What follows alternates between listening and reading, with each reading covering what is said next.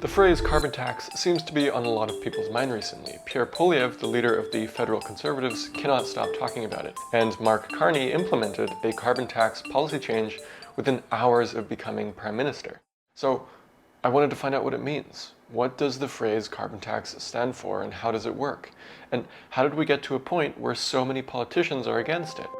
I'm Manuel, the video producer at the Narwhal, and as part of this story I spoke with our climate investigations reporter, Carl Meyer, and Ontario reporter Fatima Syed to help make sense of it all. I think this was Mark Carney's attempt at removing the air from the chorus. The carbon tax is about, well, carbon, or the fossil fuels that create carbon emissions, which is one of the driving forces behind climate change. You should think of floods, wildfires, and heat waves. The basic idea is that it should no longer be free to release large amounts of carbon into the environment. Because remember, only about 100 companies are responsible for 71% of global emissions. So enter the carbon tax, a system designed to do two key things. One, get consumers like you and me to change our behaviors to be less reliant on fossil fuels. And two, to get big polluters to curb their own emissions, or that they should pay their fair share if they don't. In a second, we'll dive into just how it's tried to achieve these two things, but first, we should address the elephant in the room, the misleading name. You may have heard policy experts refer to the same thing as the carbon pricing system, and as far as the technicalities are concerned, they'd be right. So why do we use both, the carbon tax and the carbon pricing system? Well, in 2007 and 2008, Alberta and British Columbia introduced regulations to cut carbon emissions. The BC Liberal government, which actually tended to be a bit more conservative, but we just don't have time to get into that right now, they called it a carbon tax to differentiate it from the other ideas being proposed at the time. And once the phrase was around, it never really went away.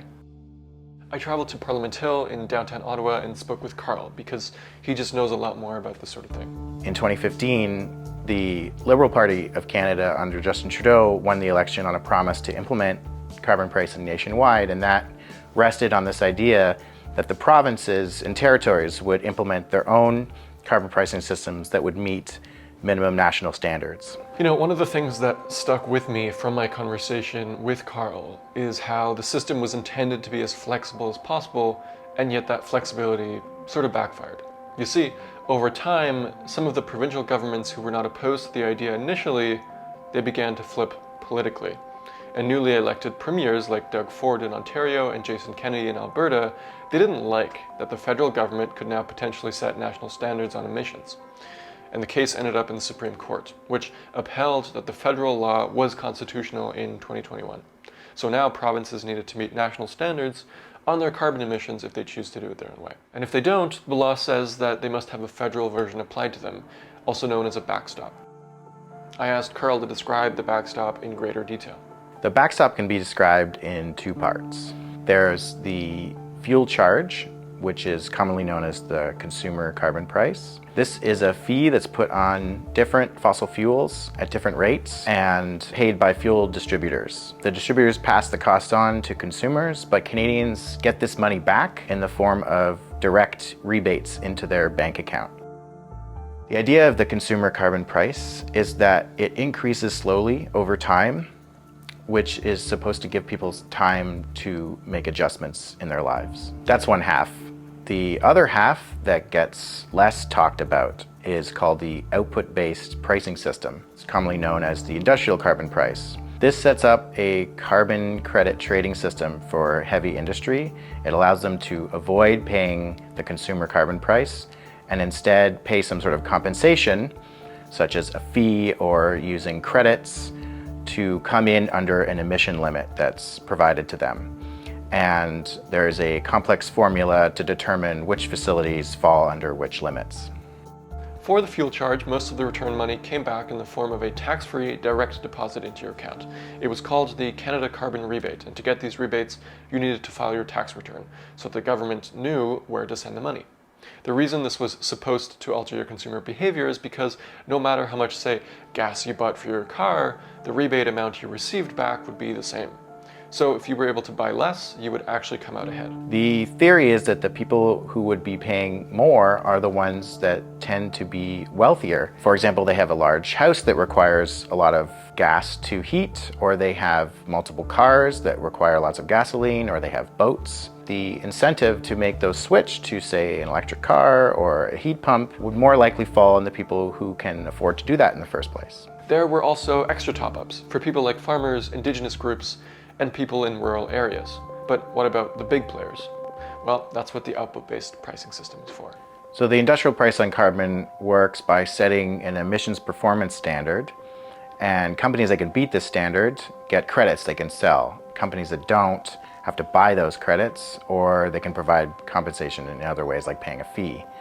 And the money that's raised from this is also returned to the provinces or territories where it's collected. For most regions, the money goes into a fund which has two streams: the Decarbonization Incentive Program and the Future Electricity Fund. These are supposed to support low carbon technology and clean electricity projects. Now, unless you're living under a rock, you may have already heard that Mark Carney, the leader of the Liberal Party of Canada and the current Prime Minister, made a huge show of changing the consumer carbon tax, aka the fuel charge, aka the carbon pricing system, within hours of being sworn into office. Carl and I were literally at Rideau Hall to watch his ceremony when he said this. April 1st is fast approaching, the date the consumer carbon tax is set to increase once again. You've talked about getting rid of it. How are you going to do it in the next 2 weeks?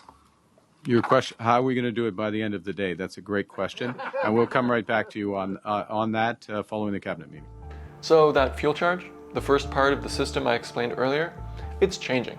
And as far as we know right now, April 2025 will be the last month that Canadians can receive their Canada carbon rebates. And remember that map I showed earlier with the provinces and territories that are using their own carbon pricing system, or a variant of both? Now that the federal consumer carbon price is going out the window, some provinces like BC are also removing their own versions. As of today, the legislation is still in place, but the rate by which the government under Mark Carney is collecting carbon fees from distributors is now 0%. I had a quick call with Fatima Syed just to gauge her reaction to the whole thing, to see what she thought about it. I think this was Mark Carney's attempt at removing the air from the chorus of the Axe Tax movement, which has been most loudly led in the last few years by Pierre, right? The conservative leader. Like, again, it's very hard to have a serious climate policy conversation when all you hear in response to anything you say is get rid of it, get rid of it, get rid of it. So what does that mean for the industrial carbon price and then the consumers? Because there's got to be some sort of effect, like these are all connected, all of these things. I wish I knew.